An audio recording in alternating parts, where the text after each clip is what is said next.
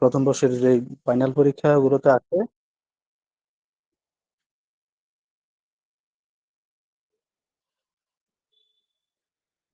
আমাদের যে প্রশ্নগুলো এই বিগত যে পরীক্ষায় আসে সেই আলোকে আমি সাজেশনটা তৈরি করেছি। আহ, এটা আমাদের গ্রুপে দেওয়ার কথা, আপনারা আশা করি পেয়ে যাবেন। তো এই প্রশ্নের আলোকেই বা সিলেবাসের আলোকে আমি ক্লাসটা সাজিয়েছি। যদিও এই ক্লাসটা আসলে পুরো 1 বছর যাবত আমাদের পড়তে হয়, সেই ক্ষেত্রে আমি হয়তো 2টা ক্লাস বা 3টা ক্লাস যদি নিতে পারি, সময় হয়, কতটুকু পারবো সেটা আসলে ভবিষ্যতেই বলা যাবে। তো আপনারা যারা আছেন দীর্ঘদিন বা পড়াশোনার সাথে আছেন, আপনারা মোটামুটি এই যে রসায়নের যে বিষয়টা বা এই বিষয়টা আসলে আপনারা পড়ে থাকবেন। তো আসলে কতটুকু বা মানে কার কাছে কেমন লাগে যদি আমাকে যদি একটু জানাতেন আর কি।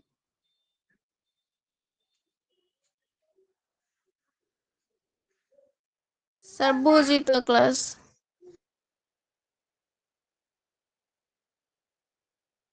সরি, আবার বলেন কাইন্ডলি, বুঝি নাই। বলছি স্যার ক্লাস বুঝি, ভাল লাগে। না, আমি বলছি যে আমাদের যে যারা বিশেষ করে এবছর পরীক্ষা দেবে, হ্যাঁ, নতুন যারা ওরা তো ওনারা তো আছেই, প্লাস যারা মানে এই বছরে পরীক্ষা দেবেন তাদের কাছে রসায়ন বিষয়টা আসলে কেমন লাগে, এই হলো কথা আর কি।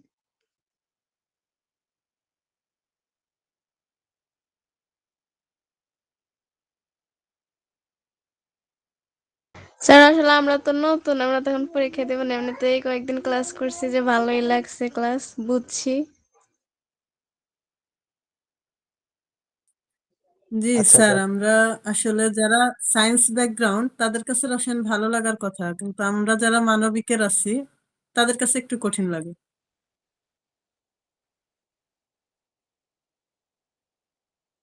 আচ্ছা, ওকে, বুঝলাম। ফাতেমা আপু, আপনি আসলে ঠিকই, নতুন বিষয় একটু সাধারণত একটু ইয়ে লাগে, এটা কি বলে, একটু ভয় বা একটু ইয়ে লাগে। যারা ভিন্ন ইয়ে থেকে এসেছেন, ব্যাকগ্রাউন্ড থেকে এসেছেন। তবে রসায়ন আসলে অনেক মজার একটি সাবজেক্ট, মানে অন্যান্য বিশেষ করে আমার কাছে ব্যক্তিগতভাবে অনেক ভালো লাগে রসায়ন বিষয়টি। আচ্ছা ঠিক আছে, আমরা তাহলে ক্লাস শুরু করি। আচ্ছা, আমি কি স্লাইড শেয়ার করব? জি স্যার করেন।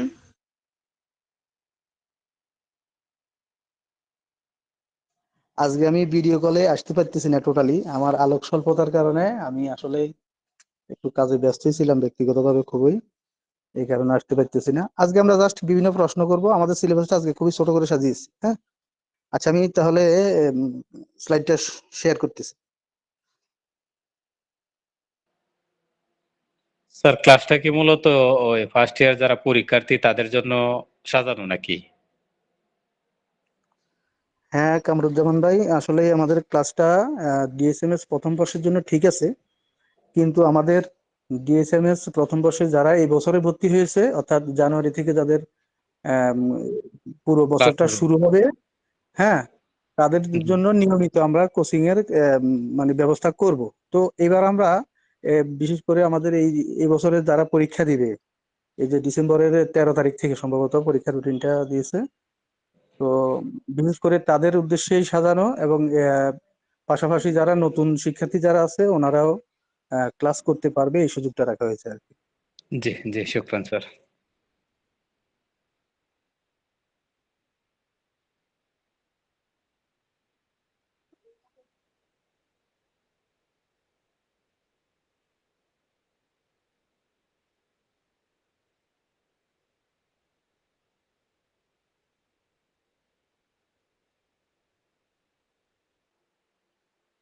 স্যারকে শুনতে পাচ্ছি না স্যার।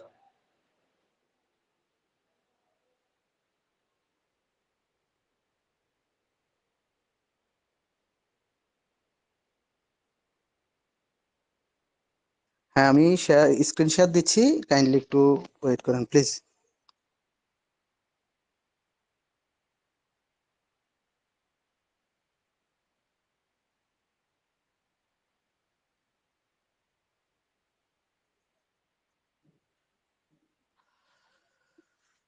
প্রিয় সহকর্মী বৃন্দ, সবাই ভালো আছেন? আজকে আমরা ক্লাসটি সাজিয়েছি।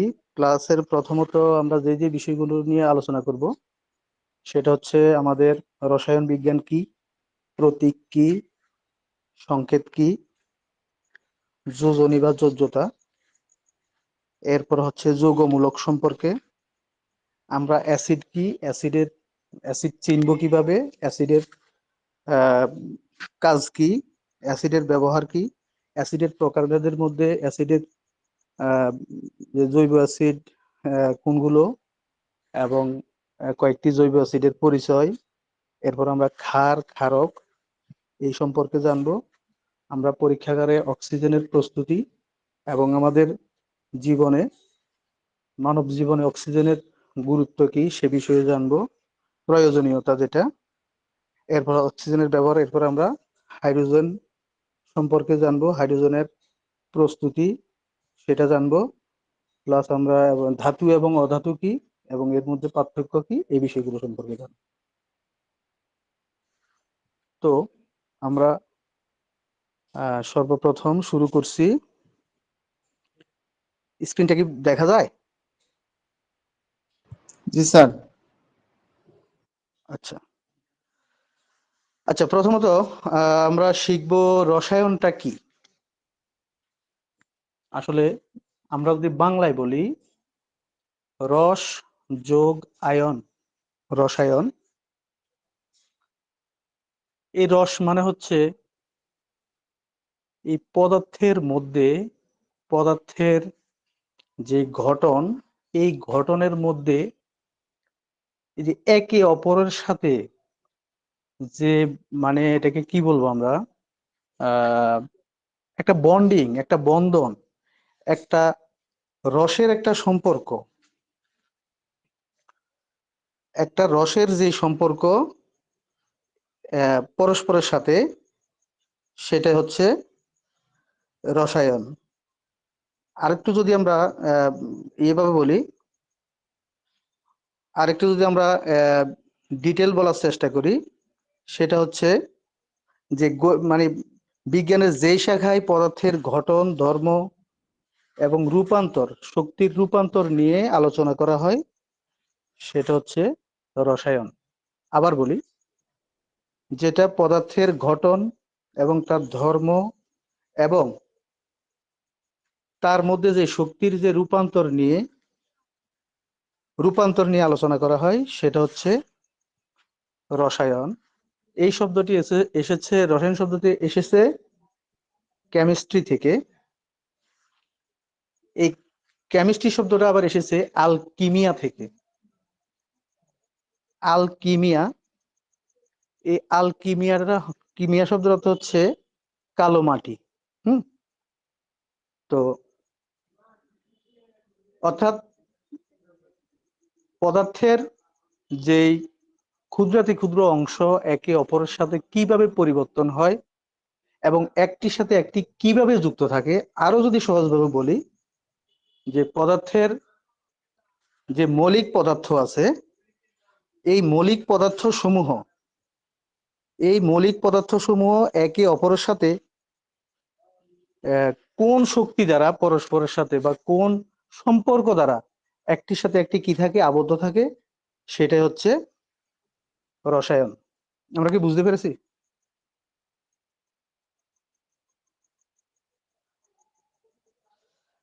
আবার জি বলি, স্যার। পদার্থের মৌলিক যে পদার্থ সমূহ আছে, এই পদার্থ সমূহ একে অপরের সাথে যেই সম্পর্ক দ্বারা, যেই সম্পর্ক দ্বারা একটার সাথে একটা কি থাকে, যুক্ত থাকে,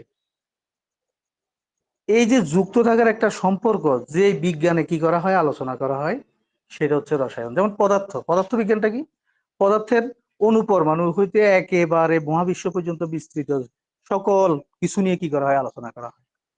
তাহলে পদার্থ বিজ্ঞান, আমরা যদি পার্থক্য চিন্তা করি, পদার্থ বিজ্ঞানটা হচ্ছে অণুপরমাণু হতে একেবারে ক্ষুদ্রাতি ক্ষুদ্র ন্যানো পার্টিকেল থেকে একেবারে মহাবিশ্ব পর্যন্ত বিস্তৃত। আর এই যে পদার্থের মধ্যে তারা পরস্পরের সাথে কিভাবে যুক্ত থাকে, পরস্পরের সাথে কিভাবে যুক্ত থাকে সেই বিষয়টা বিশদভাবে কি করে, যে বিজ্ঞানের যে অংশে আলোচনা করে, সেটা হচ্ছে রসায়ন বিজ্ঞান। তো রসায়ন বিজ্ঞানের আমরা যদি একেবারে প্রথমেই যদি একটি ধরি, সেটা হচ্ছে প্রতীক। এই প্রতীক শব্দের অর্থ হচ্ছে চিহ্ন। এখন প্রশ্ন হচ্ছে, এই চিহ্নের ব্যবহার আমরা কেন করব? মনে করেন আমি যদি বলি যে হাইড্রোজেন পারঅক্সাইড, হাইড্রোজেন পারঅক্সাইড লিখতে গেলে আমাকে অনেকগুলো ইংরেজি বর্ণের সাহায্য নিতে হয়। হাইড্রোজেন HY DRO ZEN, হ্যাঁ, বা GEN, হাইড্রোজেন PER, এভাবে অনেকগুলো বর্ণের আমরা কি করতে হয়, সাহায্য নিতে হয়। তাহলে এরকম আমরা যদি বর্ণনা করতে যাই, আমি যদি শুধু হাইড্রোজেনকে বর্ণনা করতে যাই, তাহলে আমার এখানে HY DRO GEN আমার প্রায় 8টি লেটার আমাকে কি করতে হয়, ব্যবহার করতে হয়। ফলে এই জিনিসগুলা যখন আমরা আলোচনা করি বা লেখি বা প্রকাশ করি, প্রকাশ করতে আমাদের কি হয়, অসুবিধা হয়। এই জন্য সংক্ষেপে সংক্ষেপে প্রকাশ করার জন্য এই যে মৌলিক পদার্থ সমূহ, আমাদের 118টি মৌলিক পদার্থ এই পর্যন্ত আবিষ্কৃত হয়েছে। এই 118টি মৌলিক পদার্থকে সংক্ষেপে প্রকাশ করার জন্য, ইংরেজি বর্ণমালা দিয়ে প্রকাশ করার জন্য আমরা কি করি, কিছু বর্ণমালার সংক্ষেপে প্রকাশ করার জন্য কিছু বর্ণমালার সাহায্য নিই। যেমন পুরো হাইড্রোজেন না লিখে আমি এইচ লিখলে বুঝবো যে এইটাই হচ্ছে হাইড্রোজেন। সেম আমি যদি এন হলো নেট্রাম, মানে সোডিয়াম, যার ল্যাটিন নাম হচ্ছে নেট্রাম, আর এটা কি বলে, ইংলিশ নাম হচ্ছে সোডিয়াম। হ্যাঁ, তাহলে আমি পুরো নেট্রাম না লিখে আমি কি লিখি, এন দিয়ে বুঝে যে এটা হচ্ছে নেট্রাম বা সোডিয়াম। তাহলে মূলত প্রতীকটা হচ্ছে ইংরেজি বর্ণমালা দিয়ে সংক্ষেপে যেটা কি করা হয়, প্রকাশ করা হয়। আর নামগুলো আসে সাধারণত ল্যাটিন থেকে অথবা ইংরেজি থেকে। যেমন আমরা হাইড্রোজেন ধরি, হাইড্রোজেন একটা ইংরেজি নাম, প্রকাশ করি আমরা এইচ দিয়ে। যেটাকে আমরা সোডিয়াম বলি, সোডিয়াম ইংরেজিতে বলা হয় সোডিয়াম, কিন্তু এই যে ল্যাটিন নাম হচ্ছে নেট্রাম, এনএ। তো আমরা লেখার ক্ষেত্রে আমরা কি করি, এনএ লিখি, কিন্তু বলার ক্ষেত্রে আমরা ইংরেজি নামটাই বলি সোডিয়াম। এটা আপনারা জানবেন। এরকম নেট্রাম, প্লাম্বাম, হ্যাঁ, এরকম অনেকগুলো আমাদের কি আছে, মৌলিক পদার্থকে আমরা প্রকাশ করার জন্য এই সংক্ষেপে অক্ষর দ্বারা আমরা কি করি, প্রকাশ করি। এই যে ইংরেজি বর্ণমালা দিয়ে প্রকাশ করি, কখনো কখনো একটি, কখনো কখনো দুইটি, কখনো কখনো তিনটি। যেমন হাইড্রোজেনকে প্রকাশ করার জন্য আমরা এইচ দিয়ে প্রকাশ করি, হিলিয়ামকে প্রকাশ করার জন্য আমরা HE দিই। হ্যাঁ, তাহলে দেখা গেল যখন কাছাকাছি উচ্চারণের কোনো মৌলিক পদার্থের নাম আমরা প্রকাশ করতে হয়, সেক্ষেত্রে আমরা কি করি, দুইটি ইংরেজি বর্ণমালা, এমনকি কিছু কিছু ক্ষেত্রে তিনটি বর্ণমালাও দিয়েও কি করা হয়, প্রকাশ করা হয়। এই যে প্রকাশ করা, এই মৌলিক পদার্থকে এই যে প্রকাশ করি, এই প্রকাশ করাটাকেই বলা হয় প্রতীক। তাহলে কোন মৌলের পুরো নামের সংক্ষিপ্ত রূপকে কি বলে, প্রতীক বলা হয়। যেমন হাইড্রোজেন, পুরো নামটা হাইড্রোজেন, কিন্তু আমরা হাইড্রোজেনকে আমরা এইচ দিয়ে প্রকাশ করি, অক্সিজেনকে আমরা ও দিয়ে প্রকাশ করি, হ্যাঁ, নাইট্রোজেনকে আমরা এন দিয়ে প্রকাশ করি, তারপরে আমরা কি প্যারামকে আমরা FE দিয়ে প্রকাশ করি। এইভাবে আমরা কি করি, 118টা মৌলিক পদার্থকে 118 রকমের চিহ্ন দ্বারা বা সংক্ষেপে আমরা কি করি, প্রকাশ করি। আমি কি কথাটা কি বুঝতে পারছি? জি স্যার। তাহলে আমরা প্রতীক মানে চিহ্ন, জাস্ট এটাই একটা চিহ্ন। এই চিহ্নটা হচ্ছে ইংরেজি বর্ণমালার অক্ষর দিয়ে প্রকাশ করা হয়। এইবার আসি সংকেত। সংকেতটা কি? এই যে আমরা ধরে নিলাম একটা পদার্থ, ধরে নিলাম আমরা পানি। হ্যাঁ, পানি একটা পদার্থ, সেটা হোক মৌলিক পদার্থ হোক যৌগিক পদার্থ। আচ্ছা, আগে আমরা মৌলিক পদার্থ নিয়ে একটু আলোচনা করি। মৌলিক পদার্থ হচ্ছে যে পদার্থকে ভাঙলে আর ওই পদার্থ ছাড়া অন্য কোনো ধরনের পদার্থ পাওয়া যায় না। যেমন আমি যদি একটি স্বর্ণের একটি টুকরাকে যদি আমি কি করি, ভাঙতেই থাকি ভাঙতেই থাকি ভাঙতেই থাকি, যত ক্ষুদ্রাতি ক্ষুদ্র করব, শুধু আমি স্বর্ণ ছাড়া ওখানে আর কিছুই পাবো না। হ্যাঁ, অরাম বা স্বর্ণ। হ্যাঁ, সেরকম আমি যদি একটা লোহার খণ্ডকে যদি আমি ভাঙতে ভাঙতে ভাঙতে ভাঙতে একেবারে ভাঙতেই থাকি, সেখানে আমি লোহা ছাড়া কিছু পাবো না। কিন্তু আমি যদি পানিকে যদি ক্ষুদ্রাতি ক্ষুদ্র ছোট ছোট করতে করতে ভাঙতে ভাঙতে ভাঙতে ভাঙতে এমন এক পর্যায়ে আসবে, এবার যদি পানিকে ভাঙা হয়, তাহলে সেটা হাইড্রোজেন এবং অক্সিজেনে পরিণত হবে। তাহলে প্রথম ক্ষেত্রে আমরা বললাম যে যেই পদার্থকে ভাঙলে অন্য কোনো পদার্থ পাওয়া যায় না, শুধু একই পদার্থই পাওয়া যাবে, সেটা হচ্ছে মৌলিক পদার্থ। এরকম আমাদের এই পর্যন্ত আবিষ্কৃত আহ মৌলের মধ্যে আমাদের 118টি মৌল আছে। তার মধ্যে কিছু কিছু ল্যাবরেটরিতেই তৈরি হয়েছে, সেগুলো খুবই স্বল্পস্থায়ী। 92টা মৌল আমাদের প্রকৃতিতে পাওয়া যায়, আর বাকি যে মৌলগুলো আছে এগুলো সাধারণত ল্যাবরেটরিতেই তৈরি হয়। হ্যাঁ, অন্য কোনো পদার্থের তৈরি হওয়ার সময় এই মৌলিক পদার্থগুলো তৈরি হয়। তো এই যে যে পদার্থকে ভাঙলে আমরা অন্য কোনো পদার্থ পাই না, ওই ধরনের পদার্থটা হচ্ছে আমাদের মৌলিক পদার্থ। আর যে পদার্থকে ভাঙলে আমরা দুইটা বা তার চেয়ে আরো বেশি পদার্থ পাবো, মৌলিক পদার্থ পাবো, তাদেরকে আমরা বলবো যৌগিক পদার্থ। তাহলে প্রতীক কি নির্দেশ করে? প্রতীক নির্দেশ করে মৌলিক পদার্থকে আমরা কি অক্ষর দ্বারা বা কি দ্বারা প্রকাশ করি, এটাই নির্দেশ করে আমাদের প্রতীক। এজন্য 118টি মৌলিক পদার্থের জন্য আমরা 118 রকম চিহ্ন বা প্রতীক ব্যবহার করি। প্রকারান্তরে সংকেত হলো একটি পদার্থের অণু, সেটা হোক মৌলিক পদার্থ, হোক যৌগিক পদার্থ, যে ধরনের পদার্থই হোক না কেন, একটা পদার্থের অণুতে কোন মৌলিক পদার্থ কয়টা আছে, কোন মৌলিক পদার্থের পরমাণু কয়টা আছে। যেমন আমি যদি বলি পানির একটি অণুতে 2টি হাইড্রোজেন পরমাণু এবং একটি অক্সিজেন পরমাণু থাকে। তার মানে এই জন্য আমরা পানিকে যদি আমরা প্রকাশ করি, তাহলে আমরা H2O দ্বারা প্রকাশ করি। H2O অর্থাৎ 2টি হাইড্রোজেন পরমাণু এবং একটি অক্সিজেন পরমাণু। আবার আমরা যদি একটি অক্সিজেনের একটি অণু ধরি, হ্যাঁ, অক্সিজেনের মানে প্রতীকটা হচ্ছে O, আর একটি অণু তৈরির জন্য আমাদের 2টি পরমাণু প্রয়োজন হয়। তো আমাদের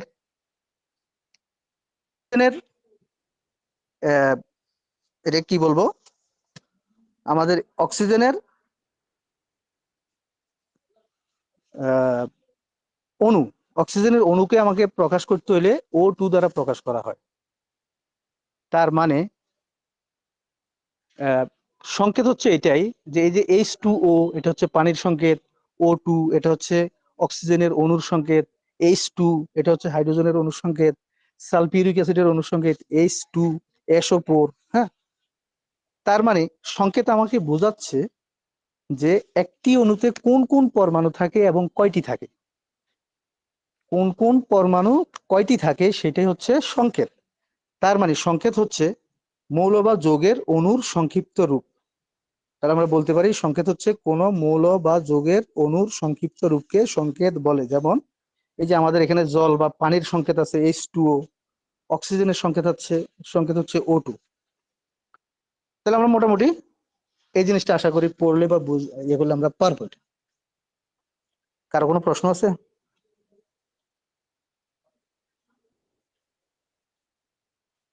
জি না স্যার। এবার আসি আমাদের, এই যে আমি এখানে একটা স্লাইডটা কি দেখা যায়? জি স্যার, দেখা যায়। আচ্ছা, এখানে আমি এই যে আমাদের একটা ভালো করে এই যে কেমিস্ট্রিক কম্পাউন্ড ফর্মুলা, এই যে আমরা এখানে দেখেন এই যে ওয়াটার, হ্যাঁ, পানির সংকেত, এগুলো হচ্ছে সবগুলো সংকেত। দেখেন যে পানির সংকেত হচ্ছে আমাদের H2O। এই যে সোডিয়াম ক্লোরাইড, ভালো করে দেখেন NaCl, হ্যাঁ, সোডিয়াম ক্লোরাইড, এটা একটা অণু।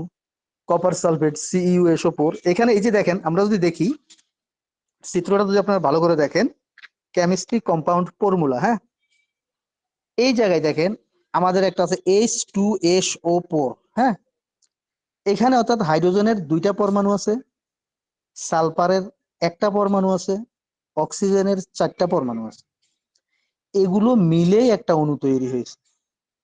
তাহলে এই যে এখানে এক একটা জিনিস, যেমন H2O, NaCl, তারপর copper sulphate, sulphuric acid, nitric acid, sodium hydroxide, sulphur dioxide, carbon dioxide, হ্যাঁ, এই যে আলাদা আলাদা এই জিনিসগুলো আছে, এগুলো হচ্ছে এক একটা অণু এবং এক একটা অণুর সংকেত, হ্যাঁ। তাহলে প্রতীক আর সংকেতের মধ্যে আমাদের মৌলিক পার্থক্যটা কোন জায়গায়? প্রতীক নির্দেশ করে মৌলের সংক্ষিপ্ত রূপ, আর বা মৌলিক পদার্থের সংক্ষিপ্ত রূপকে নির্দেশ করে প্রতীক দ্বারা, আর যৌগিক পদার্থ অথবা মৌলিক পদার্থের অণুর সংক্ষিপ্ত রূপটা হচ্ছে সংকেত। আবার বলি, মৌলিক পদার্থের সংক্ষিপ্ত রূপ হলো প্রতীক, মৌলিক পদার্থের পরমাণুর সংক্ষিপ্ত রূপ হচ্ছে প্রতীক, আর মৌলিক বা যৌগিক পদার্থের অণুর সংক্ষিপ্ত রূপ হচ্ছে সংকেত। সাধারণত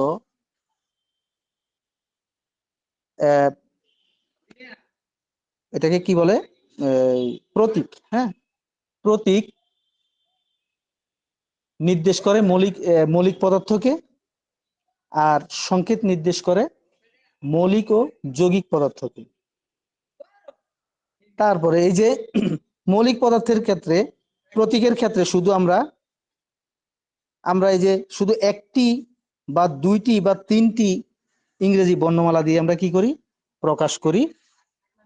এবং আমরা যদি অণুর দিকে যাই বা সংকেতের দিকে যাই, সেই ক্ষেত্রে আমরা দেখি যে কয়টি পরমাণু আছে। যেমন হাইড্রোজেনের অণুতে 2টি পরমাণু আছে, অক্সিজেনের অণুতে 2টি পরমাণু আছে, পানির অণুতে 2টি হাইড্রোজেন পরমাণু এবং 1টি অক্সিজেনের পরমাণু আছে। তার মানে প্রতীক নির্দেশ করে মৌলিক পদার্থকে, আর সংকেত নির্দেশ করে অণুতে বিদ্যমান কয়টি পরমাণু আছে তাকে। আমরা মোটামুটি এটা আশা করি বুঝতে পেরেছি। আমরা নিচে এখানে একটা ভালো করে দেখেন, এই যে লম্বা করে বামে ডাইনে লম্বা করে একটা কিছু মৌলের একটা চার্ট আছে, ভালো করে দেখেন। 19 নম্বরে যেমন আছে পটাশিয়াম, 20 নম্বরে আছে ক্যালসিয়াম, 21 স্ক্যান্ডিয়াম, 22 টাইটেনিয়াম। এটা হচ্ছে আমাদের 118টা মৌলকে তাদের ধর্ম অনুযায়ী একটা ছকের মধ্যে বা একটা তালিকার মধ্যে রাখা হয়েছে। তো এই ছক বা তালিকাটাকে আমরা বলি পর্যায় সারণী। যারা হয়তো সায়েন্স ব্যাকগ্রাউন্ডের আছেন তারা জানবেন, পর্যায় সারণীর এটা একটা অংশ। এই যে আমরা কিছুক্ষণ আগে বললাম যে 118টি মৌলিক পদার্থ আছে, এই 118টি মৌলিক পদার্থকে এই জায়গাতে, এই তালিকা, পূর্ণাঙ্গ একটা তালিকা আছে, এটা একটা অংশ। এই পূর্ণাঙ্গ তালিকার মধ্যে কি করা হয়েছে? স্থান দেওয়া হয়েছে। এটা একটা পর্যায় সারণী। যাক, এটা আমরা এমনি জাস্ট জানানোর জন্য এটা বললাম। এটা আপাতত পরবর্তীতে আপনারা যদি বিভিন্ন গুগলে বা ইয়েতে দেখবেন, পর্যায় সারণী লিখে সার্চ দিলে আপনারা পাবেন যে 118টা মৌল কি কি। হ্যাঁ, এই যে দেখেন এখানে পটাশিয়ামের জন্য মাত্র একটা লেটার বা বর্ণ ব্যবহার করা হয়েছে, আবার রুবিডিয়ামের জন্য 2টা। হ্যাঁ, কিছু কিছু ক্ষেত্রে দেখবেন যে আরো পরের দিকে যেগুলো আছে সেগুলো 3টা করে ব্যবহার করা হয়েছে। এবার আসি, যোজনী বা যোজ্যতা কাকে বলে? এটা গুরুত্বপূর্ণ একটা অংশ। এই জিনিসটা আসলে বোঝার একটা বিষয়। আসলে এগুলো যত এত সহজে তো ইয়ে করা যায় না, মানে ক্লাসে আসলে এগুলো হাতে কলমেই দেখাইতে হয়। তারপর আমি যতটুকু সম্ভব আমি দেখাচ্ছি। দেখেন আমাদের এখানে একটা চিত্র আছে, দেখেন হাইড্রোজেনের একটা চিত্র আছে, ভালো করে দেখেন। হ্যাঁ, দেখা যায়? সবাই দেখেন? জি জি স্যার। স্যার, দেখতেছি। আচ্ছা, ব্যাপারটা হলো মানে একটা পরমাণু বা একটা মৌলিক পদার্থের পরমাণু অন্য আরেকটা মৌলিক পদার্থের সাথে অন্য আরেকটি মৌলিক পদার্থের সাথে মানে কিভাবে যুক্ত হবে বা কত শক্তি নিয়ে যুক্ত হবে, এই যে তার ক্ষমতা, হ্যাঁ, এই ক্ষমতাটাকে বলা হয় যোজনী বা যোজ্যতা। আমরা আরেকটু ক্লিয়ার করি, যেমন এই যে চিত্রের মধ্যে আমরা দেখছি, এখানে দেখেন এই যে হাইড্রোজেনের দেখেন একটা হাইড্রোজেনের বাইরের স্তরে একটা কালো একটা ডট আছে, হ্যাঁ, এটা হচ্ছে তার ইলেকট্রন। আমরা যদি ডান পাশের হাইড্রোজেনটাকে দেখি, তারও একটা আছে ইলেকট্রন, ক্রস চিহ্ন দ্বারা যেটা দেখানো হয়েছে, হ্যাঁ। তো অর্থাৎ এই হাইড্রোজেন পরমাণু আরেকটি হাইড্রোজেন পরমাণুর সাথে যুক্ত হইতে হলে একটি হাইড্রোজেন পরমাণু মাত্র একটি হাইড্রোজেন পরমাণুর সাথে যুক্ত হয়। একটি হাইড্রোজেন পরমাণু একটি হাইড্রোজেন পরমাণুর সাথেই যুক্ত হয়।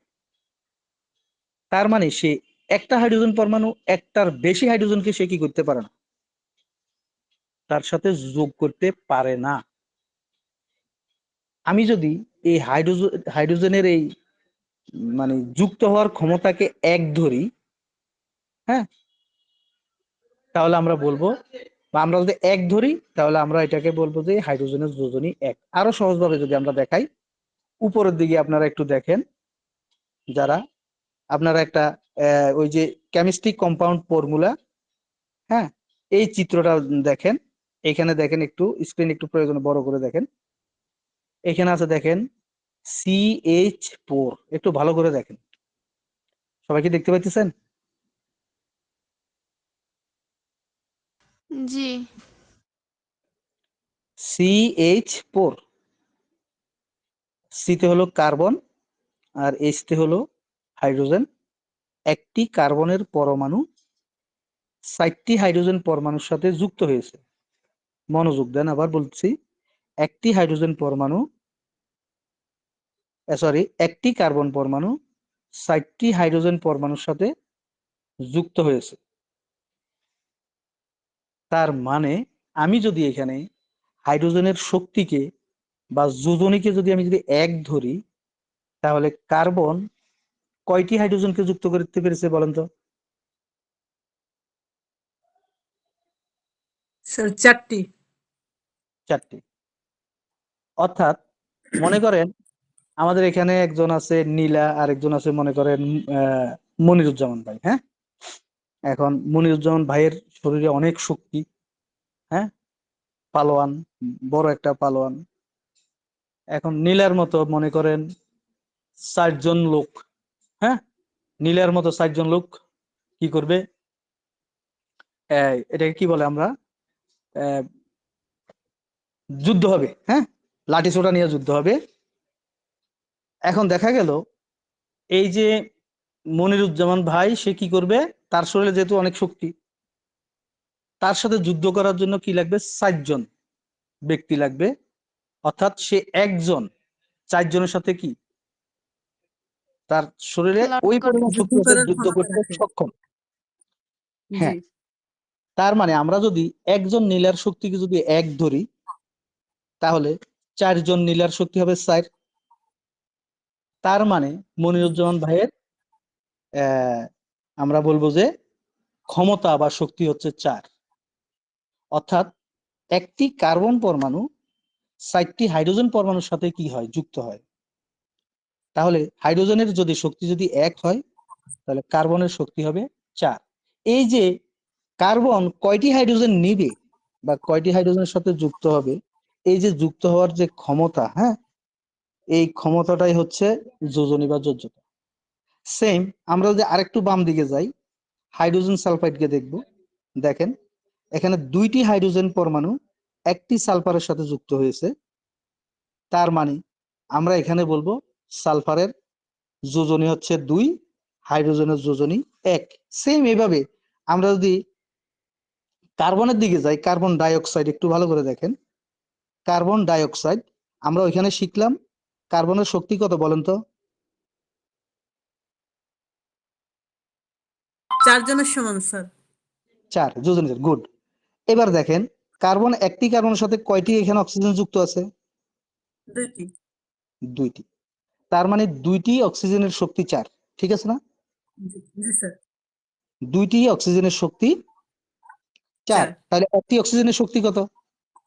2। গুড। তার মানে এই অক্সিজেনের যোজনী 2, বোঝা গেছে কিনা? আমি জাস্ট জি স্যার। সংক্ষেপে এটা বললাম। জি এই যে স্যার। অক্সিজেনের যোজনী 2, কার্বনের যোজনী 4, হাইড্রোজেনের যোজনী 1, হ্যাঁ, এই যে পর্যায় সারণীর যে কথাটা আমরা বলছিলাম কিছুক্ষণ আগে, এই পর্যায় সারণীতে আপনারা গেলে এটা আপনারা দেখবেন এই পর্যায় সারণীতে কতগুলা গ্রুপ আছে, হ্যাঁ। এই পর্যায় সারণী দেখেন, এই যে এখানে 4 নাম্বার 5 নাম্বার এরকম গ্রুপ আছে। আপনারা এটা গুগলে দেখবেন, আমি পূর্ণাঙ্গ এটা দিতে পারি নাই। তো এই গ্রুপ একের যারা আছে তাদের যোজনী হচ্ছে 1, সাধারণত 1 হয়। গ্রুপ 2 এ যারা আছে তাদের যোজনী সাধারণত 2 হয়। তারপরে গ্রুপ 18 তে যারা আছে নিষ্ক্রিয় গ্যাস, এই যে এদিকে আছে দেখেন গ্রুপ 18, এখানে ক্রিপ্টন এবং জ্যাননকে আমরা দেখি একেবারে শেষে 33 এবং 54 দেখেন, এদের যোজনী 0। বাম পাশে যে কলাম আছে ব্রোমিন এবং আয়োডিন দেখেন, এর উপরেও আরো মৌল আছে দেখবেন, এদের যোজনী 1। আবার বলি, সাধারণত গ্রুপ 1, বাম দিকের একেবারে গ্রুপ 1 এবং গ্রুপ 2, এই গ্রুপ 1 এর যোজনী আছে 1, গ্রুপ 2 এর যোজনী 2 এবং গ্রুপ এটা হচ্ছে গ্রুপ, সরি আমি একটু স্লাইডটা হারাই ফেলছি, কাইন্ডলি একটু ইয়ে থাকেন, আমি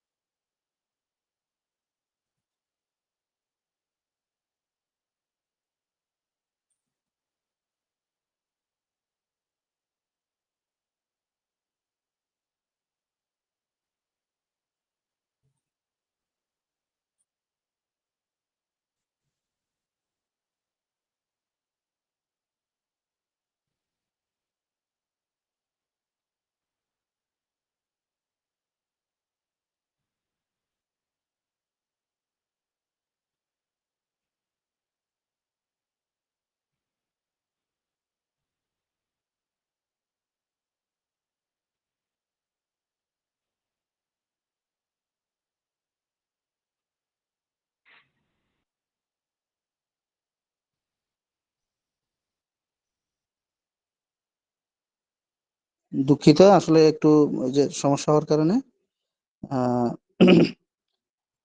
আসলে মোবাইলে তো আর কম্পিউটারের কাজ মোবাইল দিয়ে করা যায় না।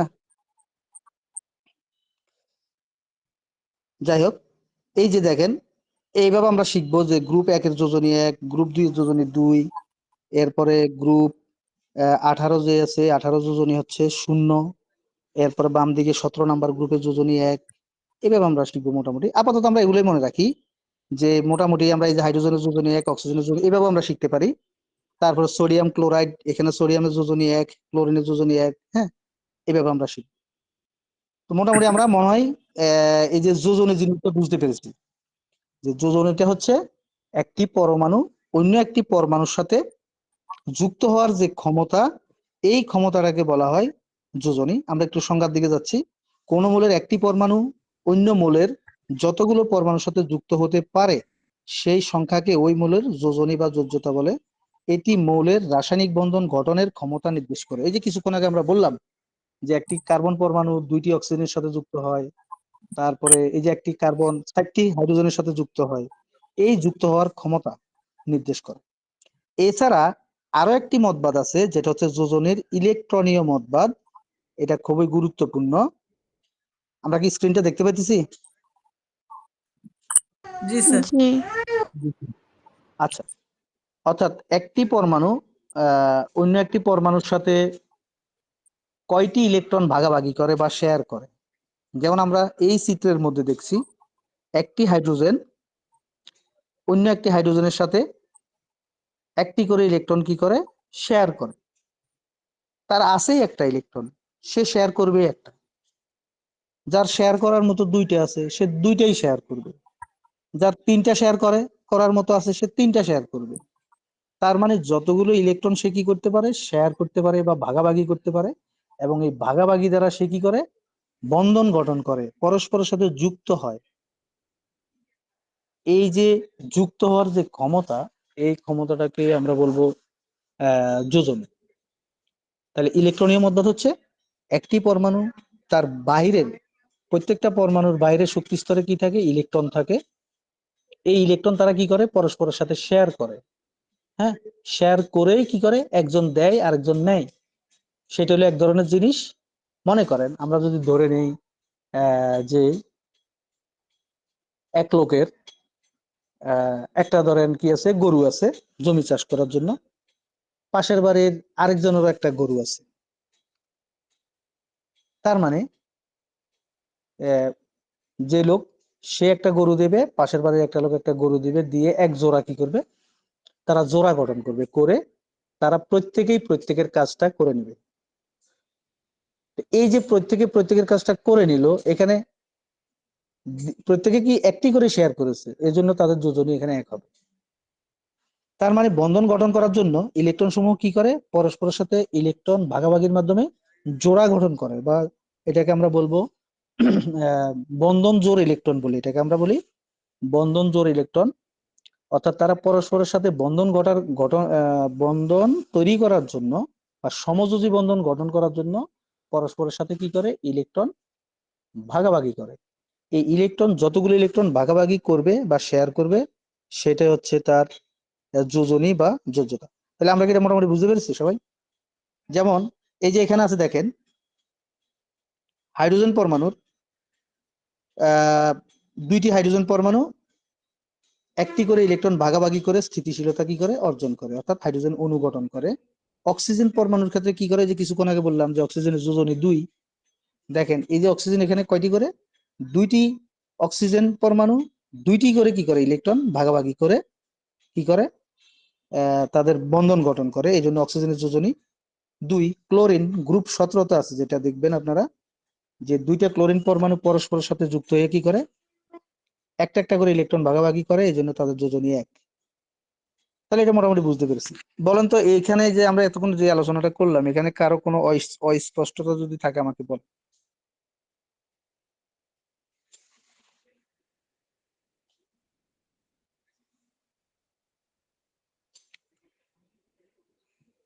কারো কোনো প্রশ্ন আছে?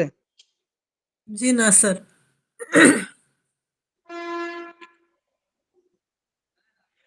আচ্ছা, এবার আসি যৌগমূলক। যৌগমূলক হলো, মনে করেন আমরা একজন একটা নির্দিষ্ট কাজ করতে পারি।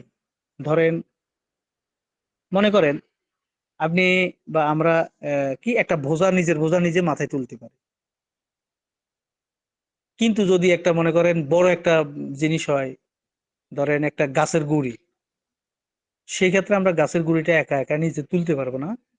সেই ক্ষেত্রে আমরা কি করব, কয়েকজন একত্রিত হয়ে আমরা কাজটা করব। হ্যাঁ, এই যে কিছুক্ষণ আগে আমরা বললাম যে হাইড্রোজেন বলেন বা এই যে কার্বন বলেন, সালফার বলেন, এরা প্রত্যেকেই নিজেই কি করে, এরা প্রত্যেকেই ইলেকট্রন লেনদেন করে। কিন্তু কিছু কিছু ক্ষেত্রে এরা কি করে, অনেকে মিলে একটা গ্রুপ গঠন করে, একটা দল গঠন করে, যেই দল একটা কাজ করে বা একটা লোকের মতো কাজ করে। এই দলটাকে বা এই গ্রুপটাকে আমরা বলবো যৌগমূলক। তার মানে দুইটা বা তার চেয়ে বেশি, দুইটা বা তার চেয়ে আরো বেশি পরমাণু যদি এমন একটি গ্রুপ গঠন করে, যারা কি করে, একটি পরমাণুর মতো আচরণ করে, এরা যখন বিক্রিয়ায় যাবে পুরো গ্রুপ যাবে, আবার যখন কোনো জায়গা থেকে আলাদা হবে পুরো আলাদা হয়ে যাবে। হ্যাঁ, এই গ্রুপটাকে বলা হয় যৌগমূলক। আমি কি বুঝাতে পারছি? জি স্যার স্যার। আরেকবার একটু বললে ভালো হয়। আবার বলি, আমরা যে কোনো একটা নির্দিষ্ট কাজ আমি নিজে নিজে একা একা করতে পারি। হ্যাঁ, যে কোনো কাজ আমি করতে পারি। মনে করেন একটা হাইড্রোজেন, সে নিজে নিজে কি করতে পারে, সে নিজে নিজেই একটা ক্লোরিন পরমাণুর সাথে যুক্ত হইতে পারে। হ্যাঁ, যুক্ত হইতে পারে বা বন্ধন গঠন করতে পারে, ইলেকট্রন দিয়ে বা নিয়ে অথবা শেয়ার করে যে কোনো ভাবে হোক সে কি করতে পারে, আলাদা মানে সে নিজে নিজেই স্বয়ং সম্পূর্ণ। ঠিক আছে, এটা হচ্ছে আয়ন, এটাকে বলা হয় আয়ন। হ্যাঁ, আবার এমনও হইতে পারে সে নিজে নিজে করবে না, সে অনেকেরই নিয়ে একসাথে কাজটা করবে। ঠিক আছে, যেমন এই যে আমরা এখানে দেখেন স্লাইডের মধ্যে আপনারা দেখবেন যে যেমন NH4 প্লাস, দেখেন NH4 প্লাস অ্যামোনিয়াম। হ্যাঁ, অ্যামোনিয়াম, এটার নাম হচ্ছে অ্যামোনিয়াম। অর্থাৎ এখানে একটি নাইট্রোজেন পরমাণু আর 4টি হাইড্রোজেন পরমাণু পরস্পরের সাথে যুক্ত হয়েছে। যুক্ত হয়ে এরা যদি কোনো বিক্রিয়ায় অংশগ্রহণ করে, মানে যেমন ammonium chloride, ammonium sulphate, ammonium nitrate, হ্যাঁ, প্রত্যেক জায়গায় এরা এই গ্রুপটা কি করবে, অর্থাৎ কারোর সাথে যুক্ত হইলেই পুরো গ্রুপটা যাবে। এখানে নাইট্রোজেন আলাদাভাবে ভাঙবে না, হাইড্রোজেন এখানে আলাদাভাবে ভাঙবে না। হ্যাঁ, অর্থাৎ এই 4টা এই নাইট্রোজেনের একটা পরমাণু এবং হাইড্রোজেনের 4টা পরমাণু, মোট 5টা পরমাণু মিলে একটা দল গঠন হয়েছে। এই যে দলটা গঠন হইল, এই দলটা কিন্তু এখন আর নাইট্রোজেনের মতো আচরণ করবে না বা হাইড্রোজেনের মতো আচরণ করবে না। এই 5জন মিলেই কি করবে, আলাদা একটা বৈশিষ্ট্য তৈরি করবে, আলাদা একটা দল তৈরি করবে, এরা যেন একজন। এই 5জন নয়, এখানে মূলত একজন। এই জন্য আমরা এই 5জনকেই বলবো যৌগমূলক। কথা ক্লিয়ার? জি স্যার, এখন ক্লিয়ার। সেরকম এই যে দেখেন পসপোনিয়াম, আমাদের ঋণাত্মক যৌগমূলকের মধ্যে আছে সালফেট আছে, কার্বনেট আছে, নাইট্রেট আছে, হাইড্রোক্সাইড আছে। হ্যাঁ, এগুলো হচ্ছে এক একটা গ্রুপ। যেমন সোডিয়াম হাইড্রোক্সাইড, OH। হ্যাঁ, সালফেট, যেমন সালফিউরিক অ্যাসিডের ক্ষেত্রে আপনারা দেখবেন সালফেট আছে, কার্বনেট আছে, নাইট্রেট আছে, এরকম। মানে এরা কিন্তু একটা পরমাণু না, এরা হচ্ছে একটা গ্রুপ। এই পুরা গ্রুপটাই হচ্ছে যৌগমূলক। ক্লিয়ার? তাহলে আমরা বলতে পারি যে একাধিক পরমাণুর সমন্বয়ে গঠিত একটি পরমাণু গুচ্ছ বা দল, যা রাসায়নিক বিক্রিয়ায় কি করে, একটি একক পরমাণুর মতো আচরণ করে এবং এর একটি নির্দিষ্ট যোগ্যতা থাকে। যেমন, সরি, কারো মনে হয় মাইক্রোফোন ইয়ে আছে, কাইন্ডলি যদি একটু ইয়ে করেন। হ্যাঁ, এরা কি করে, একটি পরমাণুর মতো আচরণ করে এবং এদের যোজ্যতা আছে। দেখুন, একটু ভালো করে দেখুন, চিত্রটার দিকে তাকান আপনারা। এই যে অ্যামোনিয়াম, দেখেন অ্যামোনিয়াম প্লাস আছে। হ্যাঁ, অ্যামোনিয়াম প্লাস মানে এটার আচরণটা হচ্ছে একটা ধনাত্মক আয়নের মতো বা ধনাত্মক পরমাণুর মতো। এই যে এটার যোজনী 1। ফসফোনিয়াম প্লাস, দেখেন এটার যোজনী 1।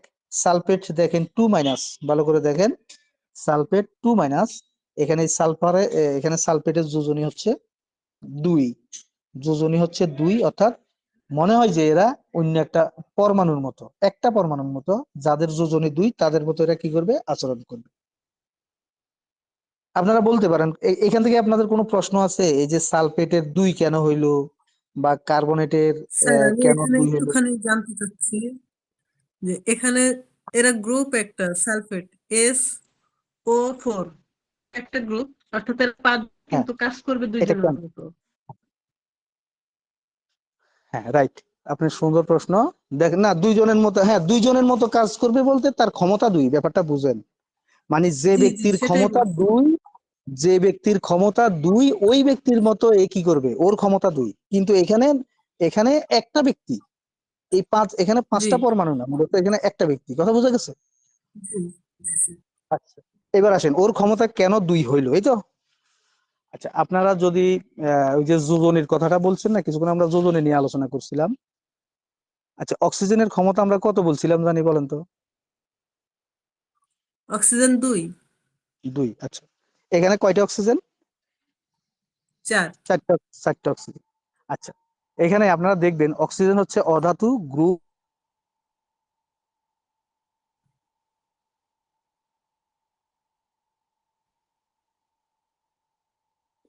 স্যার, কিছু শুনি না।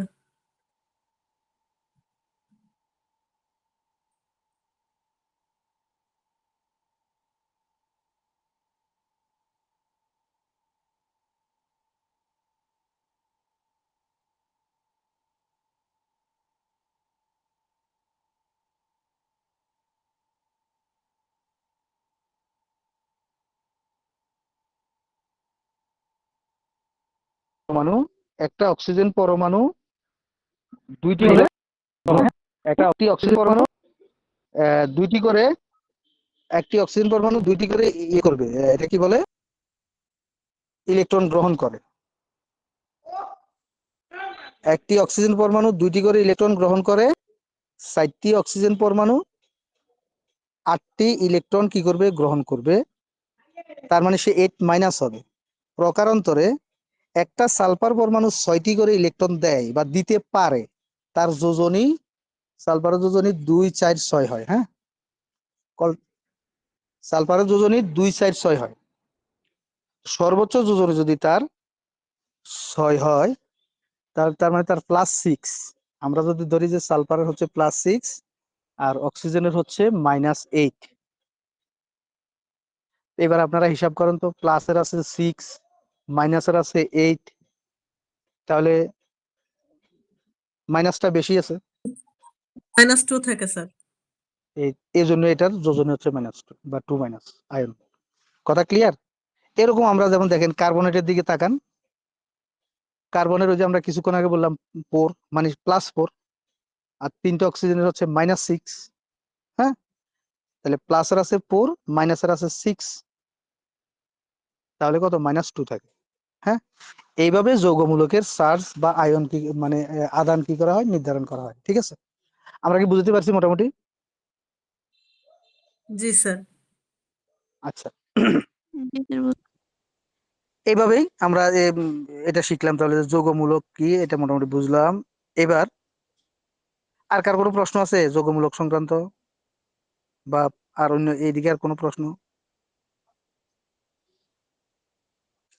না আপনারা স্যার।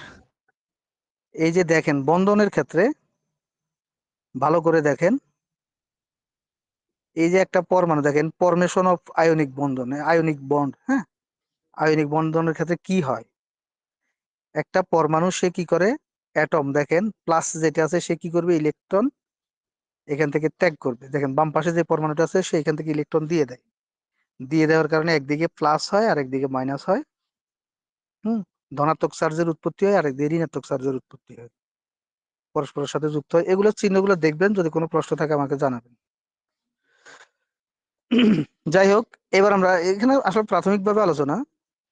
এবার আমরা আসি যে আমাদের অ্যাসিড। হ্যাঁ, অ্যাসিড কাকে বলে? অ্যাসিড হচ্ছে, সহজ কথা, যে সকল পরমাণু কি করে, যে সকল যৌগ H+ আয়ন তৈরি করবে সেটাই অ্যাসিড। যে সকল যৌগ H+ আয়ন তৈরি করবে মানে হাইড্রোজেন আয়ন তৈরি করবে সেটাই অ্যাসিড।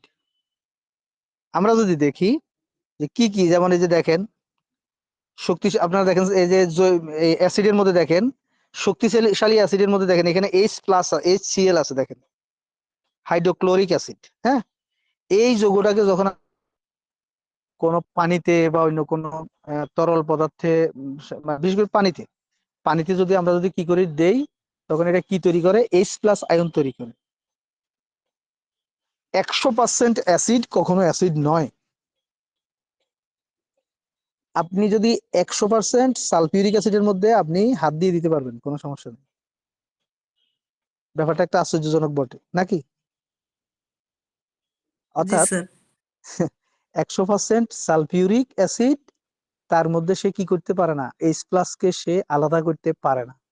কিন্তু যখনই আমরা তার সাথে একটু পানি দিয়ে দেব, দিয়ে দেওয়ার পরেই এবার তার এই হাইড্রোজেন প্লাস আয়নটা কি হয়ে যাবে, ওখান থেকে আলাদা হয়ে যাবে। হ্যাঁ, আলাদা হইলেই এইবার অ্যাসিডের যে ধরেন পোড়ানোর যে ক্ষমতা, বা অ্যাসিড নীল লিটমাসকে কি করে, লাল করে, অ্যাসিড পোড়ায়, অ্যাসিড এই করে সেই করে, যাবতীয় যত কাজ করে, তখনই আমরা অ্যাসিডের মানে কাজটা আমরা পাবো। তাহলে যে সকল যৌগ কি করে, জলীয় দ্রবণে H+ আয়ন উৎপন্ন করে বা হাইড্রোজেন আয়ন উৎপন্ন করে, তাদেরকে অ্যাসিড বলে। বোঝা গেছে? এবার অ্যাসিডের প্রকারভেদের মধ্যে আমরা যদি দেখি যে অ্যাসিড আছে, জৈব অ্যাসিড আছে, অজৈব। আচ্ছা, জৈব অ্যাসিড কোনটা? জৈব অ্যাসিড হইলো যেগুলো সাধারণত জৈব যৌগের মধ্যে, যে মানে যে সকল অ্যাসিড গুলা পাওয়া যায়, হ্যাঁ, জৈব বস্তুর মধ্যে, জৈব বস্তুর মধ্যে যে ধরনের অ্যাসিড পাওয়া যায় তাদেরকে জৈব অ্যাসিড বলে। জৈব বস্তু কি আছে, যেমন আমাদের শরীরে যেমন একটা জৈব বস্তু, আমরা এখানে ইউরিক অ্যাসিড পাই। হ্যাঁ, এর অনেক ধরনের অ্যাসিড আছে। তারপর যেমন লেবুর মধ্যে আমরা পাই আহ লেবুর সাইট্রিক অ্যাসিড পাই, তেঁতুলের মধ্যে আমরা টার্টারিক অ্যাসিড পাই, তারপরে আপেলের মধ্যে আমরা ম্যালিক অ্যাসিড পাই। এগুলো হচ্ছে জৈব অ্যাসিড, অর্থাৎ যে সকল অ্যাসিড গুলো জৈব বস্তুর মধ্যে পাওয়া যায়। ঠিক আছে, আরো কথা হলো জৈব অ্যাসিড কিভাবে চিনবো, এটার মধ্যে কার্বন আছে। হ্যাঁ, কার্বন আছে, যেমন কি, যেমন ফর্মিক অ্যাসিড, তারপরে এই যে কি বলে কার্বক্সিলিক অ্যাসিড, এরকম যে যেগুলো, মূল কথা হলো জৈব অ্যাসিডের মধ্যে কার্বন থাকবে, কিন্তু অজৈব অ্যাসিডে কি থাকে না, সাধারণত কার্বন থাকে না। আচ্ছা, কেন কার্বন থাকে, এটা একটা বড় প্রশ্ন। সেটা হচ্ছে, আমরা জানি আমাদের এই যে জীব দেহ, আপনারা এটা জানবেন, আমাদের এই জীব দেহটা জৈব বস্তু, আহ মানে এটাকে কি বলে, জৈব যৌগের সমন্বয়ে গঠিত। আর যৌগের জৈব যৌগের একেবারে বেশিরভাগ বেশিরভাগ আহ, মানে উপাদানটা হচ্ছে কার্বন। আপনি যখন কোনো জিনিস দেখবেন, কোনো গাছ পোড়াই আমরা, সেখানে আমরা কি পাই, কয়লা পাই, কার্বন পাই। তারপরে কোনো বডি যদি পোড়া যায় দেখবেন ওখানে কালো হয়ে যায়। হ্যাঁ, এই যে কালো, এটা মূলত হচ্ছে আমাদের যত ধরনের জৈব যৌগ আছে, সব ধরনের জৈব যৌগ মানে প্রধান উপাদানটা হচ্ছে কার্বন।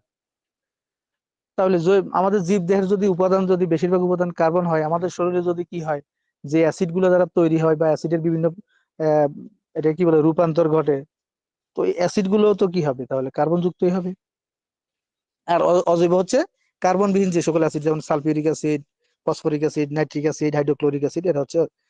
এবার আসে শক্তিশালী অ্যাসিড।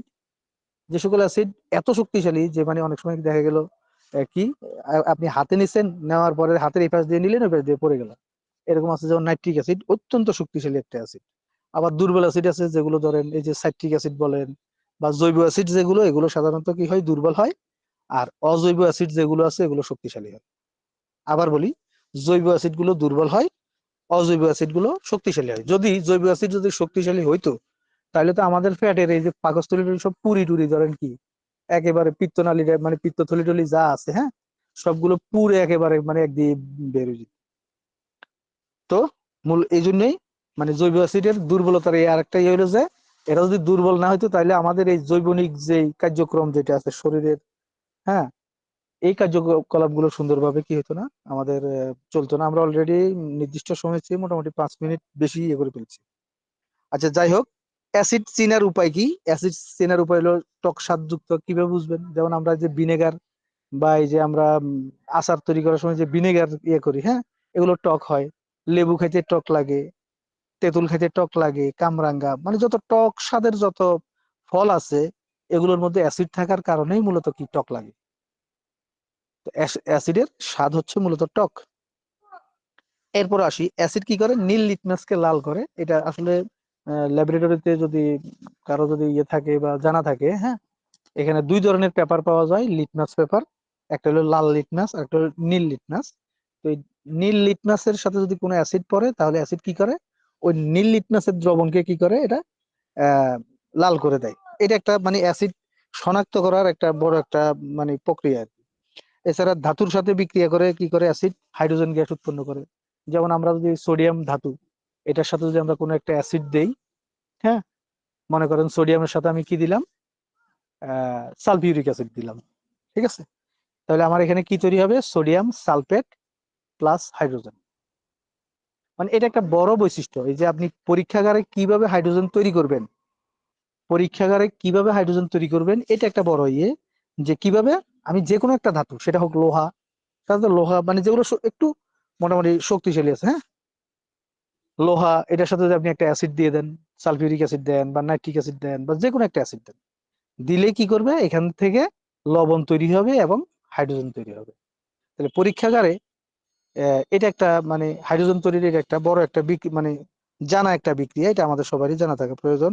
এছাড়া কার্বনেট লবণ, কার্বনেট লবণের সাথে যদি কি করে বিক্রিয়া করে, তাহলে অ্যাসিড যদি কার্বনেট লবণের সাথে বিক্রিয়া করে তাহলে কার্বন ডাই অক্সাইড তৈরি করে। দেখেন এটা একটা বড়ই, আমাকে যদি বলে পরীক্ষাগারে আপনি কিভাবে কার্বন ডাই অক্সাইড তৈরি করবেন, তাহলে সহজ হিসাব, আমরা কার্বনেটের যে কোনো একটা লবণ, আচ্ছা কার্বনেট লবণটা কি এটা আসি, যেমন মনে করেন আমরা এই যে কোকা কোলা, পেপসি বা এই যে এই ধরনের যে কার্বনেট জাতীয় যে ইয়েগুলো খাই, হ্যাঁ, এটা কি বলে যে পানীয়গুলো আমরা ইয়ে করি, এই পানীয়গুলো,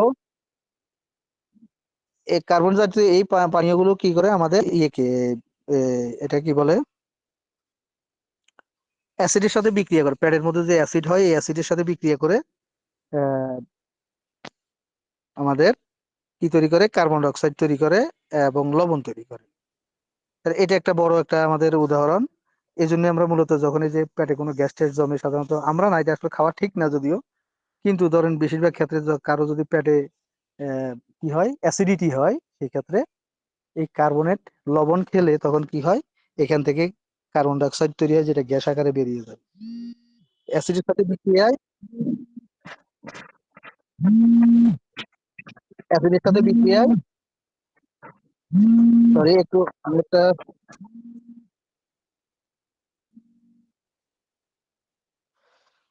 এবার আসি, আমরা এটা বুঝলাম। এবার ক্ষারকের সাথে বিক্রিয়া করে একেবারে গুরুত্বপূর্ণ একটা বিক্রিয়া, সেটা হচ্ছে কোনো অ্যাসিড যদি ক্ষারকের সাথে বিক্রিয়া করে সে লবণ ও পানি তৈরি করে, অর্থাৎ অ্যাসিড ক্ষারের ধর্মকে কি করে, প্রশমিত করে, বা ক্ষার অ্যাসিডের ধর্মকে প্রশমিত করে, অর্থাৎ নষ্ট করে দেয়। তাহলে অ্যাসিড ক্ষারের সাথে বিক্রিয়া করে লবণ ও পানি তৈরি করে, এটা একটা গুরুত্বপূর্ণ বিক্রিয়া, অ্যাসিডের ধর্ম এটা। তো অ্যাসিডের ব্যবহারের ক্ষেত্রে আমরা এটা জানবো যে অ্যাসিড কি কি কাজে, খাদ্য সংরক্ষণে আমাদের অ্যাসিড ব্যবহার করা হয়, যেমন ভিনেগার, ব্যাটারিতে আমরা সালফিউরিক অ্যাসিড ব্যবহার করি, এই যে আমাদের বিভিন্ন তড়িৎ প্রকৌশল বিভিন্ন কাজে সালফিউরিক অ্যাসিড ব্যবহার হয়, সার উৎপাদনে আমাদের নাইট্রিক অ্যাসিড ব্যবহার হয়। এছাড়া পরিষ্কারক হিসেবে আমাদের হাইড্রোক্লোরিক অ্যাসিড, কাঁচ জাতীয় যে কোনো জিনিস পরিষ্কার করতে আমাদের সাধারণত হাইড্রোক্লোরিক অ্যাসিড ব্যবহার হয়। এছাড়া অ্যাসপিরিন তৈরিতে, ব্যথানাশক যে সকল ওষুধগুলো আছে অ্যালোপ্যাথিতে, এই সকল জায়গায় অ্যাসিডের ব্যবহার হয়।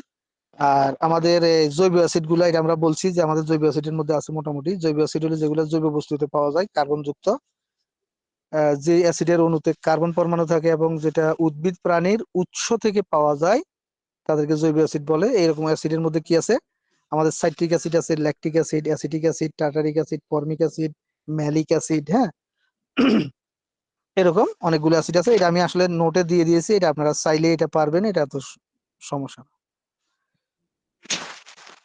টাইম তো অলরেডি শেষ, শেষ তো, কাজী স্যার কি আছে কিনা জানি, যাই হোক আমরা আসি এবার আমাদের আর আমরা সংক্ষেপে শেষ করতেছি।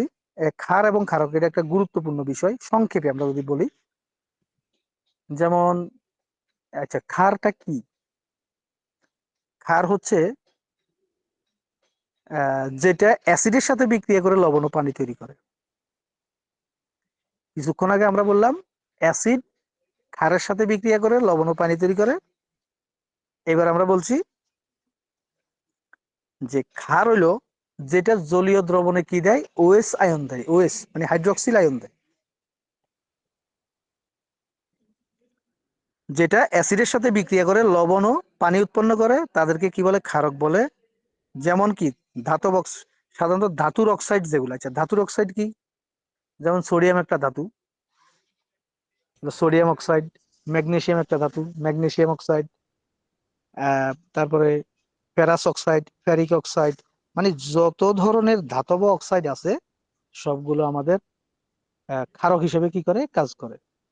আর ক্ষারকের প্রধান ধর্ম হচ্ছে সেটা লবণ, সেটা অ্যাসিডের সাথে বিক্রিয়া করে লবণ ও পানি তৈরি করে। তো তাহলে আমরা প্রথমে চিনব ক্ষারক। ক্ষারক হচ্ছে যেটা অ্যাসিডের সাথে বিক্রিয়া করে লবণ ও পানি উৎপাদন করে। আবার বলি, আমরা প্রথমে চিনব ক্ষারক, যেটা অ্যাসিডকে কি করে, প্রশমিত করে, অ্যাসিডের ধর্মকে নষ্ট করে, অ্যাসিডের ধর্ম আর না থেকে তখন একটা নিরপেক্ষ যৌগ তৈরি করে, নিজেও নষ্ট হয় অন্যকেও নষ্ট করে, হ্যাঁ, এরকম। তাহলে যে সকল যৌগ অ্যাসিডের সাথে বিক্রিয়া করে লবণ ও পানি উৎপাদন করে তাদেরকে ক্ষারক বলে। এই হলো সহজ কথা। যে সকল ক্ষারক আবার তরলে মানে কি পানিতে দ্রবণীয় হয়, মানে যেগুলো পানিতে দ্রবীভূত হয় এবং দ্রবীভূত হয়ে ওএস আয়ন তৈরি করে, তাদেরকে বলা হয় ক্ষার। আমরা যদি একটা উদাহরণ দিই, যেমন ক্যালসিয়াম অক্সাইড। ক্যালসিয়াম অক্সাইড এটা একটা ক্ষার। কেন ক্ষার? এটা যে কোনো অ্যাসিডের সাথে যদি কি করে বিক্রিয়া করে, তাহলে সে লবণ ও পানি উৎপাদন করবে এবং অ্যাসিডের ধর্মকে সে প্রশমিত করে ফেলবে। এবার আসি, কিন্তু ক্যালসিয়াম অক্সাইড জলীয় দ্রবণে সে ওএস আয়ন দিতে পারে না। জলীয় দ্রবণে সে ওএস আয়ন দিতে পারে না, কারণ তার কাছে আছে ক্যালসিয়াম এবং অক্সিজেন। সে ওএস হাইড্রোক্সাইড, সে হাইড্রোজেন কোথায় থেকে দেবে? তাহলে সে হচ্ছে ক্ষারক। এবার আসি, আমি যদি আরেকটা ক্ষারক নিই, ক্যালসিয়াম হাইড্রোক্সাইড। ক্যালসিয়াম হাইড্রোক্সাইড, আমি যদি এই ক্যালসিয়াম হাইড্রোক্সাইডকে পানিতে নেই, এটা কি হয়? দ্রবীভূত হয় এবং সে জলীয় দ্রবণে ওএস অর্থাৎ হাইড্রোক্সাইড আয়ন দেয়, এই জন্য এটা ক্ষার। সেরকম সোডিয়াম হাইড্রোক্সাইড একটা ক্ষার, কারণ সেটা জলীয় দ্রবণে ওএস আয়ন দেয়। তার মানে আমরা ক্ষার চিনবো যারা জলীয় দ্রবণে ওএস আয়ন দেবে বা হাইড্রোক্সাইড আয়ন দেবে, তারা হচ্ছে ক্ষার। আর যারা ওএস আয়ন দেয় না, তারা হচ্ছে ক্ষারক। এবার আসি, যারাই ক্ষার তারাই ক্ষারক। যারাই ক্ষার তারাই ক্ষারক। কেন? সকল ক্ষার, সব ধরনের ক্ষার ক্ষারকের মতোই আচরণ করে। সব ধরনের ক্ষার ক্ষারকের মতোই আচরণ করে। কেন করে? সে অ্যাসিডের সাথে বিক্রিয়া করে লবণ ও পানি তৈরি করবে। যেমন সোডিয়াম হাইড্রোক্সাইড, সে কি করে? সে অ্যাসিডের সাথে বিক্রিয়া করে, যে কোনো অ্যাসিডের সাথে বিক্রিয়া করে সে লবণ ও পানি উৎপাদন করবে। আবার সে পানিতেও দ্রবীভূত হবে। তাহলে আমরা বলবো যে ক্ষার হচ্ছে সেই সকল ক্ষারক, সকল ক্ষারক না কিন্তু, যেই ক্ষারক গুলাই পানিতে কি হবে? দ্রবীভূত হবে এবং জলীয় দ্রবণে ওএস আয়ন দেবে। সকল ক্ষারক পানিতে দ্রবীভূত হয় না, কিন্তু যে সকল ক্ষারক পানিতে দ্রবীভূত হবে এবং জলীয় দ্রবণে ওএস আয়ন দেবে, তারাই হচ্ছে ক্ষার। আমি কি বুঝতে পারছি কথাটা? জি স্যার। এবার আসি, আমরা অক্সিজেনের যে ইয়েটা, এটা কি বলে, আবিষ্কারক, এটা হচ্ছে জোসেফ প্রিস্টলি। উনি 1774 সালে উনি ইয়ে করছে, অক্সিজেন আবিষ্কার করছে। এবং দুইজনে মিলেই, ঠিক আছে, একজন 1772 সালে আর একজন 1774 সালে আলাদা আলাদা ভাবে কি করছে? অক্সিজেন আবিষ্কার করছে। এই জন্য দুইজনের নামই এখানে আছে। অক্সিজেন প্রস্তুতির কিছুক্ষণ আগে আমরা একটা আহ ইয়ে দিলাম, ওই যে অক্সিজেন প্রস্তুতির যে ইয়েটা আমরা কিছুক্ষণ আগে বলছিলাম, সরি অক্সিজেন না, সেটা হচ্ছে হাইড্রোজেন এবং ইয়ে। আচ্ছা, যাই হোক, অক্সিজেনের প্রস্তুতির ক্ষেত্রে আমরা ম্যাঙ্গানিজ ডাইঅক্সাইড কে যদি আমরা কি করি? হাইড্রোজেন পারঅক্সাইডের সাথে কি করি? যোগ করি। সহজ কথা, ম্যাঙ্গানিজ ম্যাঙ্গানিজ ম্যাঙ্গানিজ ডাইঅক্সাইডকে যদি আমরা এই হাইড্রোজেন পারঅক্সাইডের সাথে যুক্ত করি, তাহলে আমাদের পানি এবং অক্সিজেন গ্যাস তৈরি হয়। এই অক্সিজেন গ্যাসকে পানির, মানে এটাকে আমরা কিভাবে ইয়ে করব? এটা হচ্ছে এই পানির মধ্যে, অর্থাৎ এটাকে কি করা হয়? পানির মধ্যে মানে টিউব রেখে আগে পানি দিয়ে পূর্ণ করা হয়, করে যে জার থেকে অক্সিজেনটা বের হবে, ওই অক্সিজেনকে, এটাকে বলা হয় পানির ইয়ে দ্বারা, এটা হলো, এই পদ্ধতিটার নামটা আমি ভুলেই গেছি এখন, যাই হোক, অর্থাৎ আহ, এটা হচ্ছে মানে একটা টিউবের মধ্যে পানি রাখা হবে, পানি দিয়ে ভর্তি রাখা হবে এবং টিউবটাকে উপর করে দেওয়া হবে। হ্যাঁ, এরপরে নিচে দিয়ে একটা পাইপ দিয়ে ওই যে টেক্সট টিউবের মধ্যে, মানে টেক্সট টিউবটা ওই পাইপটাকে, যে নল আছে নলটাকে টেক্সট টিউবের মধ্যে রাখা হয়, তখন আস্তে আস্তে টেক্সট টিউবে গ্যাস জমা হয় এবং নিচে দিয়ে পানি বেরিয়ে যায়। ঠিক আছে, এই পদ্ধতিটার নামটা আমি এখন ভুলে গেছি, আপনাদেরকে জানাতে পারতেছি না। আমার মাথায় এখন কাজ করে যে সময় শেষ, এটাই কাজ করে। যাই হোক, এই পরীক্ষাগারে আমরা এখানে শিখবো যে হাইড্রোজেন পারঅক্সাইড এবং ম্যাঙ্গানিজ ডাইঅক্সাইড এই দুইটাকে আমরা যোগ করে আমরা কি করব, অক্সিজেন তৈরি করব। এই অক্সিজেনকে পরবর্তীতে আহ, অক্সিজেন বিয়োজিত হয়ে কি হয়, অক্সিজেন ম্যাঙ্গানিজ ডাইঅক্সাইড বিয়োজিত হয়ে তারপর অক্সিজেন উৎপন্ন হয়, এটাই। আচ্ছা, অক্সিজেনের আমরা ব্যবহারে যদি যাই, অক্সিজেন পোড়াইতে সাহায্য করে, যদি অক্সিজেন না হইতো তাহলে কোনো কিছু পুড়তো না। এরপরে ধাতুর সাথে বিক্রিয়া করে ধাতব অক্সাইড তৈরি করে, যেমন মরিচা, এই যে মরিচা পড়ে, সেটাও আমাদের ইয়ের কারণে, এই অক্সিজেনের কারণে। যেমন আমরা কোথাও কোনো লোহা টোহা বা কোনো কিছু রাখলে দেখা গেছে যে এখানে কি হয়, এটা এটা পুড়ে যায় বা দহন বিক্রিয়ার সাহায্যে আমাদের কি হয়, অক্সাইড তৈরি হয়। এছাড়া অধাতুর সাথে কি করে, অক্সিজেন বিক্রিয়া করে অক্সাইড তৈরি করে, যেমন সালফার ডাইঅক্সাইড। হ্যাঁ, এটা জারণ। আচ্ছা, জারণ হলো কি, আহ, এটা একটি শক্তিশালী জারক, এই জিনিসটা খুবই গুরুত্বপূর্ণ। জারণ এবং জারক এই জিনিসটা হয়তো আপনাদের লাগবেও সামনে। জারক হচ্ছে যারা জারণে সহায়তা করে, আরো সহজ কথা হলো যারা ইলেকট্রন দেয়, যারা ইলেকট্রন দেয় তারাই জারক, সহজ কথা সেটাই। আর একটা অক্সিজেনের সবচেয়ে গুরুত্বপূর্ণ একটা হলো ওজোন, এই যে আমাদের বায়ুমণ্ডলের একেবারে উপরে, হ্যাঁ, স্ট্র্যাটোস্ফিয়ার, ট্রপোস্ফিয়ার, এরকম উপরে আমাদের কি আছে, একটা ওজোনের একটা কি একটা ওজোন স্তর আছে। এই ওজোন স্তর আমাদের পৃথিবীকে আল্ট্রাভায়োলেট রে বা এই যে অতিবেগুনি রশ্মি যেটা আছে, এই অতিবেগুনি রশ্মির হাত থেকে আমাদেরকে কি করে, রক্ষা করে।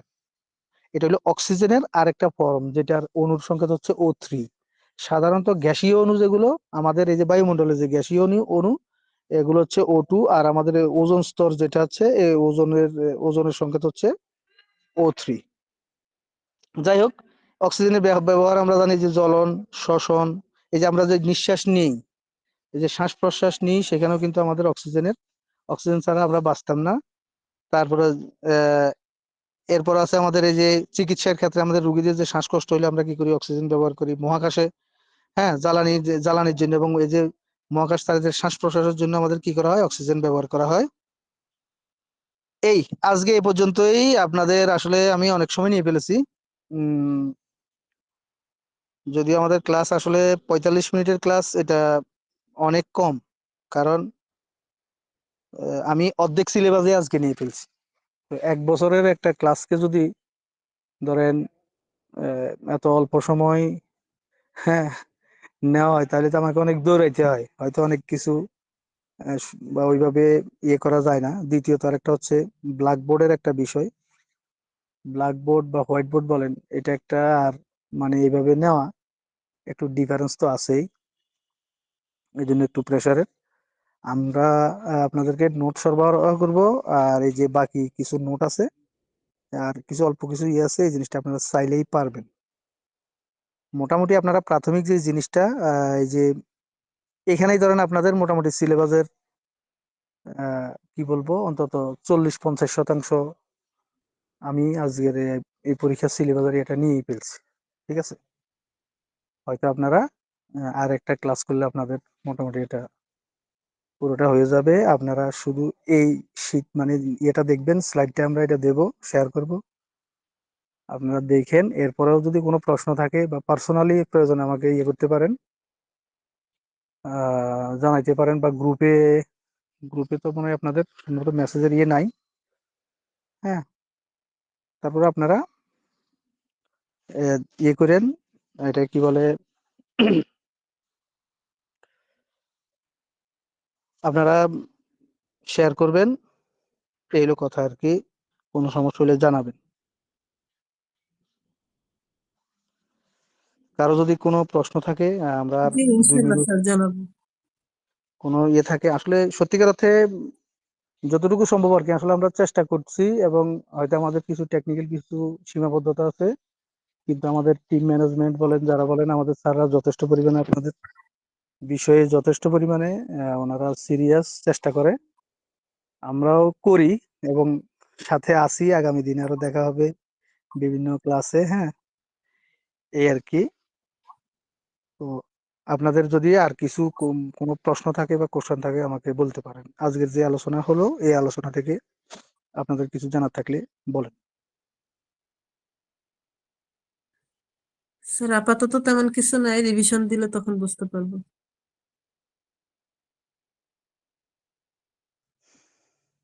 আচ্ছা, ওকে, ধন্যবাদ। আমাদের আসলে এরপরে আবার সেশন আছে, অলরেডি আমাদের ক্লাসের টাইম ছিল 45 পর্যন্ত, সরি 30 পর্যন্ত। আমরা অলরেডি 22 মিনিট সময় বেশি নিয়ে ফেলেছি। তো সকলে ভালো থাকবেন আর শীটটা একটু দেখবেন। আমরা এর পরের ক্লাসে হয়তো আপনাদেরকে পূর্ণাঙ্গ এটা দিয়ে দিব। বাকি যে স্যার এটা সিলেবাসের অঙ্কটা আছে, হোয়াটসঅ্যাপে দিয়ে দিলে ভালো হতো। হ্যাঁ আমরা হোয়াটসঅ্যাপে এটাই দিয়ে দিব। আজকের ক্লাসে যে স্লাইডটা আছে এটা আপনাদেরকে শেয়ার করা হলো, সমস্যা নেই, আপনারা এটা পেয়ে যাবেন। ঠিক আছে।